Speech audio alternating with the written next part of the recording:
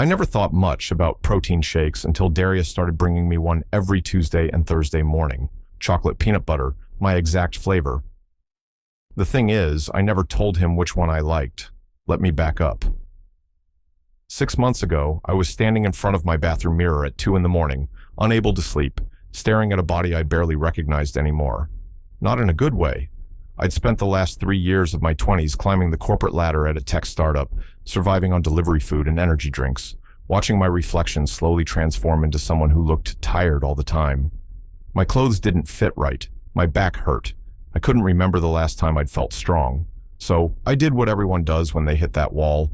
I bought a gym membership, one of those 24-hour places with fluorescent lights and motivational posters that all say the same thing in different fonts. I went at odd hours, usually late at night, because I was embarrassed. I didn't know what I was doing. I'd pick up weights, put them down, try a machine, feel lost, and leave. That's when Darius approached me. It was a Tuesday night, almost 11. I was attempting to figure out the cable machine, pulling the handles in what I was pretty sure was the wrong direction, when I heard this voice behind me. Deep, warm, with just a hint of amusement. "Hey man, you're gonna hurt your shoulder doing it like that." I turned around, and there he was. Tall, maybe 6'2", with dark skin that caught the gym lights, wearing a simple black tank top and gray joggers. He had these incredibly kind eyes, the kind that crinkle at the corners when he smiles. And he was smiling at me. Not in a mocking way. In a way that made me feel like maybe I wasn't completely hopeless. "I'm Darius," he said, extending his hand. "I'm one of the trainers here. I've seen you coming in the last few weeks." "Emmett," I managed, shaking his hand, "starts somewhere. You want some pointers?" "Starts somewhere. You want some pointers?" That night, he spent 45 minutes with me. No charge, just showing me proper form, explaining which muscles I should feel working, correcting my posture with gentle touches to my shoulders, my lower back. His hands were warm through my t-shirt. Professional, but I felt every point of contact like electricity. "You've got good instincts," he said as we finished up. "You just need guidance. You ever think about getting a trainer?" I hesitated. Money was tight. The startup had been doing layoffs. "Maybe eventually," I said. He nodded, understanding immediately. "Tell you what, I've got some open slots in my schedule. Early mornings Tuesday and Thursday, 6 a.m. I could use the practice with new training methods I'm developing. Heavily discounted rate, if you're interested." I should have said no. I should have told him I couldn't afford even a discounted rate, that 6 a.m. was brutal, that I was barely keeping my current routine together. Instead, I heard myself say, "Yeah, that sounds good." That was 4 months ago. Since then, Tuesday and Thursday mornings have become the fixed points around which my entire week revolves. I set 3 alarms. I lay out my gym clothes the night before. I go to bed early on Monday and Wednesday nights. Because missing a session with Darius feels unthinkable. He's an incredible trainer, patient, knowledgeable, pushing me exactly hard enough without breaking me. But somewhere along the way, something shifted. It stopped being just about the workouts. It became about the way he remembers everything I tell him, about how his face lights up when I hit a new personal record, about the casual touches that linger half a second longer than they need to, about the way we talk during rest periods, real talk, about life and fears and dreams. I learned that he's 29, a year older than me, that he's been training for 5 years, but wants to eventually open his own gym, focused on making fitness accessible to people who feel intimidated by traditional gym culture, that he loves old soul music and terrible action movies, that he takes care of his grandmother every weekend, cooking her meals and keeping her company, that his laugh sounds different when something genuinely surprises him versus when he's just being polite. I learned all of this while learning how my own body works, how to breathe through discomfort, how to trust myself under heavy weight, how to push past the voice that says, "I can't." And somewhere in those early mornings, in the quiet gym with just the 2 of us, and maybe 1 or 2 other early risers, I started falling for him. I didn't mean to. I tried not to.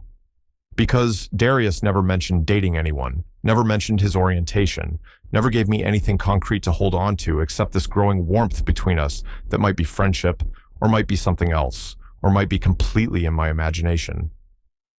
Then 3 weeks ago, the protein shakes started. I was finishing my last set of squats, legs shaking, when Darius handed me a bottle. Chocolate peanut butter. My favorite flavor, though I'd only ever bought it once from the gym's vending machine, weeks before we'd even met. Figured you could use this, he said casually. Recovery's important. Thanks, I said, too surprised to ask how he knew. You didn't have to. I know. He smiled that crinkled eye smile. Wanted to. The next Thursday, another shake, same flavor. This became our routine. He'd have 2 shakes in his bag, both the same flavor, one for each of us. We'd drink them after our session, sitting on the bench by the windows as the sun came up, talking about nothing and everything. I wanted to ask. The question burned in my throat every time. How did you know this was my flavor? Why do you bring me these? What does this mean? But I was terrified of the answer, terrified of breaking whatever this was between us. Today is Thursday. I arrived at the gym at 5:50, 10 minutes early like always. Darius was already there, setting up the squat rack. He waved when he saw me, and something in my chest squeezed tight. He was wearing a dark blue shirt I'd never seen before. It brought out the warmth in his skin. Morning, he said. Ready to work? Always, I replied, which was our thing now. Our call and response. We warmed up. We moved through the workout. Squats, Romanian deadlifts, lunges. My legs were burning by the end. Good burn. The kind that means growth. Darius spotted me on my last set, his hands hovering near my sides, close enough that I could feel the heat of him. That's it, he murmured. 2 more. You've got this, Emmett. Push. I pushed, made it through, racked the weight with shaking legs, turned around and nearly collided with him. We were standing so close, close enough that I could see the slight sheen of sweat on his collarbone, smell his cologne mixed with clean sweat, see the exact moment his expression shifted from trainer to something else, something vulnerable. Darius, I started, not knowing what I was going to say. Protein shake? He interrupted, stepping back, but his voice was different, uncertain. We sat on our usual bench. He handed me my shake, chocolate peanut butter. I held it, turning the bottle in my hands, and the question finally forced its way out. How did you know? I asked quietly. This flavor. I never told you. Darius was quiet for a long moment. He stared at his own shake, condensation dripping down the sides. The gym was still mostly empty. Just us and the hum of the air conditioning and the distant clang of someone using the machines on the other side. I noticed, he finally said, that first week you joined. You bought one from the vending machine after your workout, chocolate peanut butter.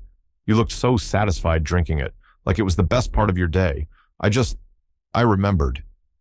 My heart was pounding harder than it had during any workout. That was before we even met. I know. He met my eyes.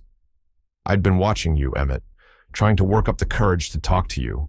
You looked so lost, but also so determined, like you were fighting something. I wanted to help. He trailed off, looked away. I shouldn't say this. It's unprofessional. Say it, I whispered. Please. He took a breath. I wanted to know you, from the first time I saw you. And then I did get to know you, and it became so much worse. Because you're funny and kind and you work so hard at everything. You listen when I talk. You remember things. You make these little observations about people that are so insightful and generous. And I've been bringing you these shakes because it's the only way I can take care of you without crossing a line. But Emmett, I think about you all the time. I think about you when you're not here. I find excuses to text you about form corrections or nutrition tips just to have a reason to talk to you. I'm your trainer, and I should be professional, but I can't stop thinking about what it would be like to be more than that. The world narrowed to just us, just this moment, just his words hanging in the air between us. You think about me? My voice came out rough. Constantly, he admitted. It's honestly a problem. I'm supposed to be focused on your progress, on being a good trainer, and instead, I'm noticing things like how your eyes change color in different light, or how you bite your lower lip when you're concentrating, or the way you laugh at my terrible jokes, even when they're not funny. I set down my protein shake. My hands were trembling. Darius, I think about you too, all the time. I thought I was going crazy. I thought I was reading into things that weren't there. He looked at me with such raw hope that it hurt. You weren't reading into anything. I don't want to mess this up, I said. The training, our friendship, whatever this is. You've helped me so much. I'm stronger now, not just physically. You make me feel like I can do hard things. You can do hard things, Darius said softly. You do them every session. You show up even when you're tired. You push through when it's difficult. You trust yourself now in ways you didn't 4 months ago. That's all you, Emmett. I just provided the structure. You provided more than that. I shifted closer. Our knees were almost touching. You provided a reason to keep showing up, a reason to try. Is this crazy? He asked. I've never done this before, felt this way about a client. I've never done this before either, I admitted. Any of it. The gym, the getting healthy, the falling for someone who sees me at my absolute worst, sweaty and exhausted and struggling, and somehow makes me feel like that's okay. Like I'm okay. You're more than okay. His voice was fierce. Emmett, you're incredible. You don't see it yet, but I do. I see how hard you work, how much you care, how you're always asking about my grandmother, remembering her favorite foods, how you tip the gym's cleaning staff at holidays, how you hold the door for people. You're a good person who's becoming physically stronger, but you were always strong where it mattered. I didn't plan what happened next. I just moved, leaned forward, closed the distance between us, kissed him, soft and tentative and terrified. His lips were warm and tasted like chocolate peanut butter protein shake, and for a heartbeat, he froze. Then his hand came up to cup my jaw, gentle and sure, and he kissed me back. Deeper, like he'd been waiting for this. Like I was air, and he'd been holding his breath. We broke apart, stared at each other. The gym suddenly felt very small and very large at the same time. I should probably stop being your trainer, Darius said, but he was smiling, really smiling. Ethics and all. Probably, I agreed, but maybe you could be something else instead. Yeah? His thumb brushed my cheekbone. What did you have in mind? I don't know. Someone who brings me protein shakes, someone who knows my favorite flavor without asking, someone who sees me, really sees me. I can do that, he said quietly. I've been doing that. I just didn't know if I was allowed to want more. You're allowed, I told him. I'm allowed. We're allowed.